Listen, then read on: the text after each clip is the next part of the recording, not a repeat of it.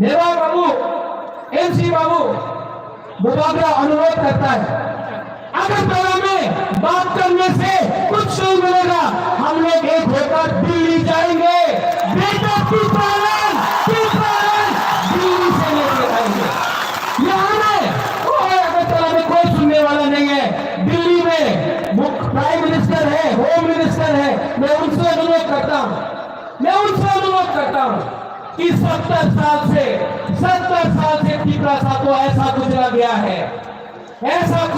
है तीपरासा को, कि आज मौका आ गया है कि आप अगर हमारे बारे में चिंता करते हैं, अगर आपने सीए पास किया जिसमें मिजोरम नहीं है, सीए में अरुणाचल, नागालैंड, सिक्किम, मणिपुर नहीं है, लेकिन त्रिपुरा जिसने पहले से इतने शरणार्थी को रखा 1950 से आज तक रखते गए, आपने सीए फिर से हमको दिया। ये हमारे साथ अन्याय हुआ है, ये अन्याय को आपको बदलना पड़ेगा।